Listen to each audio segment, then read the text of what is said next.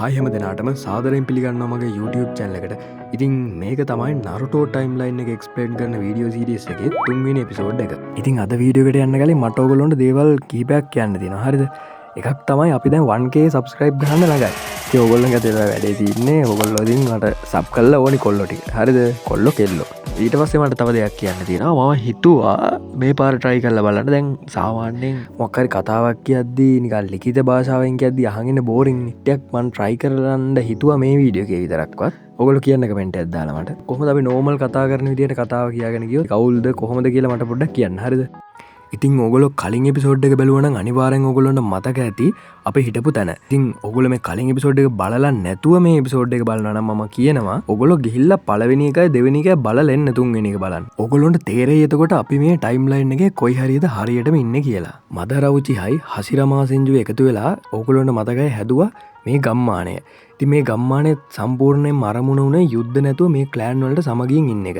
ඉතින් මෙහෙම හදපු කොනහා ගම්මානයේ පළවෙනි හොකාගේ වෙලා ඉන්නේ හසිරමා සෙන්ජු. ඉතින් ඔයගොල්ලන්ට මතක ඇති මම කලින් එපිසෝඩ් එකේදී කිව්වා මේගොල්ලෝ මේ ගම්මානය නිර්මාණය කරද්දිම මේගොල්ලෝගේ මේ ගම්මානය නිර්මාණය කිරීමේ ආభాෂය අරගෙන තවත් කට්ටිය මේ වගේම සැඟවුණු ගම්මාන හැදුවා. ඉතින් මදාරවුචිහා මේ අපේ කොනහා ගම්මානයේ සාමකාමීව හිටියට ඉතින් මෙයාට අවශ්‍ය වුණා අනිත් ගම්මානවලට දනවන්න කොනහා ගම්මානය තමයි ප්‍රබලම ගම්මානය.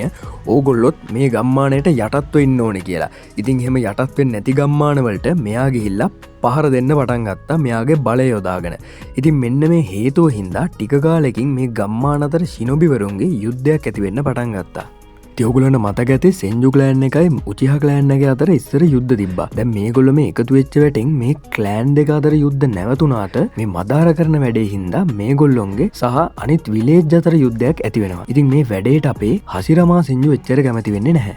ඉතින් මේ ගමේ හොකාගේ විදිහට හසිරමා සෙන්ජු අපේ මදරවුචිහට කියනවා ඔයා ජනතාවගේ හිත් දිනාගෙන හිටියොත් විතරක් මෙයාට මේ හොකාගේකම හම්බෙයි කියලා. ඉතින් ඒකත් මේ මදරවුචිහ විශ්වාස කරන්නේ නැහැ. මොකද මෙයා හිතනවා හසිරමා සෙන්ජු ඊළඟට එයාගේ මල්ලිට මේ හොකාගේකම ලබා දෙයි කියලා. ඉතින් මෙයා ආයෙත් සෙන්ජු ක්ලෑන් එකට විරුද්ධව යුද්ධයක් පටන් ගන්න උචිහා ක්ලෑන් එකේ කට්ටියව එකතු කරන්න අදහස් කරනවා. ඉතින් මෙයා එහෙම එකතු කරන්න උත්සාහ කරද්දී උචිහා ක්ලෑන් එකේ කට්ටිය මේ වැඩේට කැමති වෙන්නේ නැහැ. මොකද ඒගොල්ලෝ දැනටමත් සතුටෙන් සාමගියෙන් ඉන්න හින්දා. ඉතින් මේ සිදුවීම් එක්කම මදාරවුචිහා ගිහිල්ලා බලනවා උචිහා ක්ලෑන් එකේ ගල්පුවරුව දිහා. මෙයා ටිකක් කල්පනා කරනවා දැන් මෙයාගේ අතේ නැහැ උචිහා ක්ලෑන් එකේ පවර් එක සහ කන්ට්‍රෝල් කරන හැකියාව. ඉතින් මෙයාට දැනෙන්නේ උචිහා ක්ලෑන් එකේ පාලනය දැන් සෙන්ජු ක්ලෑන් එක යටතේ තියෙනවා වගේ. මොකද මේ හොකාගේ කෙනෙක් පත් වෙච්ච හින්දා. තවදුරටත් මදාරවුචිහා මේගොල්ලෝගේ වංශයේ ඉතිහාසය පොඩ්ඩක් හොයලා බලද්දි තේරෙනවා උචිහා වංශයටයි සෙන්ජු වංශයටයි කවදාවත් සමගියෙන් ඉන්න බෑ කියලා. ඉතින් මෙයා හිතනවා මේ කොනහා ගම්මානේ ෆේල් වෙච්ච වැඩක් කියලා. ඉතින් ඕගොල්ලන්ට මේ පේන්න තියෙන ගල්පුවරුවක් තියෙන්නේ මේකට කියන්නේ අපි සෙයිජෝ ගුප්ත ලේඛන කියලා. ඉතින් මේක නිර්මාණය කරලා තියෙන හගුරුමෝ ඔට්සුකි. ඉතින් මේක පරම්පරාවෙන් පරම්පරාවට උචිහා ක්ලෑන් එකේ උරුමයක් විදියට හම්බෙච්ච ගල්පුවරුවක්. ඉතින් මේක කියවන්න නම් රින්ගන් කියන එක ඕනේ. රින්ගන් කියන්නේ ශරින්ගන් වල ප්‍රබලම අවස්ථාවක්.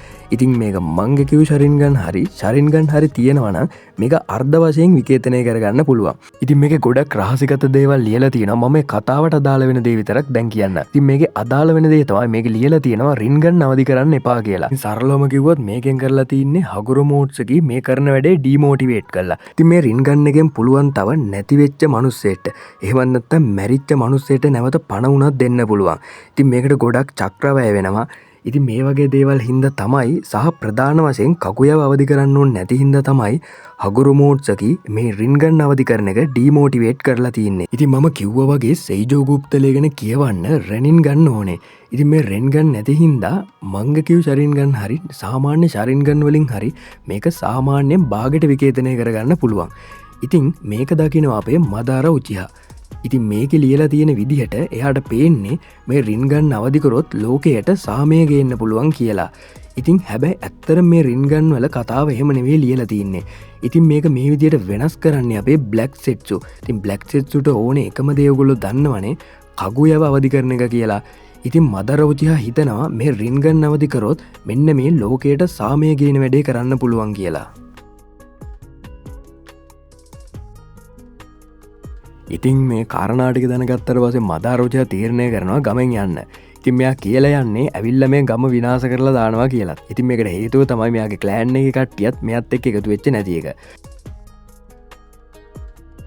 ඉතින් මෙ මදාරෝචය ගමෙන් ගියාට පස්සේ අපේ හසිරාම සෙන්ජුත් එක ගොඩක් පාරක් සටන් කරලා තියෙනවා. ඉතින් මෙම සටන්වලට යද්දිම අපේ මදරවචයා නයින්ටේල් ෆොක්ස්වත් හොයාගෙන මේ නයින්ටේල් ෆොක්ස්වත් යොදාගෙන තමයි අපේ හසිරාම සෙන්ජුත් එක සටන් කරලා තියන්නේ. ඉතින් මදාරවචිහ ශරින්ගන් පාවිච්චි කරලා බලෙන් නයින්ටේල් ෆොක්ස්වත් අල්ලගන්නවා.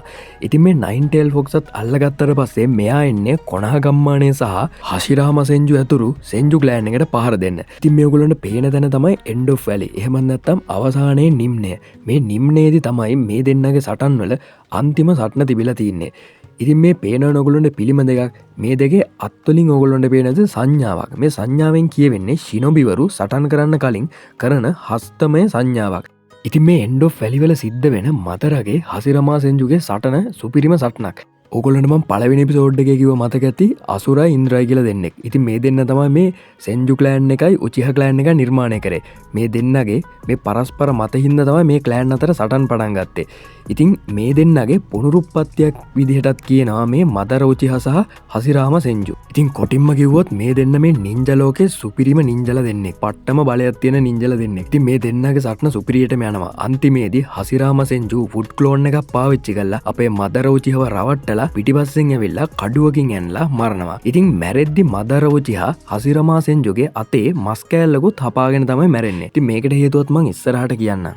ඉතින් මේ අවසානයේ නිම්නේ මදරගේ හසිරාම සෙන්ජුගේ සටන පැය 24ක් එහෙමත් නැත්නම් දවසක් පුරා තිබිලා තමයි මේ මදරවචිහා අන්තිමට මැරෙන්නේ. ඉතින් ඊට පස්සේ මේ මදරවචිහා නැති වුණා කියන ආරංචි ඉක්මනට පැතිරලා යනවා. මෙයා මැරුණාට පස්සේ මෙයාගේ බොඩි එක ටිකක් හොයාගන්න අමාරු තැනක රහසිගතව තැන්පත් කරලා තියෙනවා. ඉතින් අපි හිතුවට මේ මදරවචිහා මැරුණා කියලා ඇත්තට මෙයා මැරලා නැහැ. ඉතින් ඊට පස්සේ එන්ඩ් ඔෆ් වැලි වල සටනෙන් දවස් දෙකකට පස්සේ මදරවචිහා නැගිටිනවා ඉසුනාගේ පාවිච්චි කරලා. ඉතින් හැමෝම හිතාගෙන ඉන්නේ මදරවචිහා මැරුණා කියලා. හැබැයි තත්ත්වය එහෙම නෙවෙයි. ඊළඟට එපිසෝඩ් වලින් බලමු මදරවචිහා මීට පස්සේ මොකද්ද කරගත්තේ කියලා. ඉතින් ඔයගොල්ලෝ හිතන ඇති මේ එහා පැත්තේ පේන්න ඉන්න කාන්තාව කවුද කියලා. මේ ඉන්නේ මිටෝ උසුමාගේ. උසුමාගේ පරම්පරාවෙන් තමයි පැවතගෙන ඉන්නේ. ඉතින් මේ මිටෝ උසුමාගේ විශේෂත්වය තමයි මෙයා තමයි ඉස්සෙල්ලාම ටේල්ට් බිස්ට් කෙනෙක්ව තමන්ගේ ඇඟ ඇතුලේ සීල් කරගන්නේ. ඉතින් ටේල්ට් බිස්ට් කෙනෙක්ව තමන්ගේ ඇඟ ඇතුලේ සීල් කරගන්න කෙනෙක්ට අපි කියනවා ජින්චුරිකි කෙනෙක් කියලා. ඉතින් මෙයා තමයි පළවෙනි ජින්චුරිකි. ඉතින් මේ මිටෝ උසුමාගේ තමන්ගේ සීල් කරගන්න ටේල්ට් බිස්ට් තමයි කුරමා. එහෙමත් නැත්නම් නයින්ටේල් ෆොක්ස් කියන්නේ. මං හිතන ඕගොල්ලන්ට මතක ඇති කියලා නයින්ටේල් ෆොක්ස් කලින් හිටියේ මදරවචිහා ගාව. එයා තමයි ශරින්ගන් පාවිච්චි කරලා නයින්ටේල් ෆොක්ස්ව ඉස්සෙල්ලාම අල්ලගන්නේ.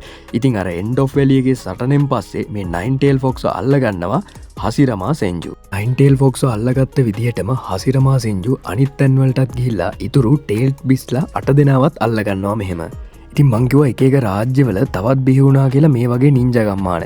ඉතින් එක නින්ජා ගම්මානයකට වැඩිය තවත් නින්ජා ගම්මානයක් ප්‍රබල වෙනවා කියන එකේ අරමුණ එකකින් අනිත් එක පාලනය කරන්න යටත් වෙන්න පුළුවන් කියන එක.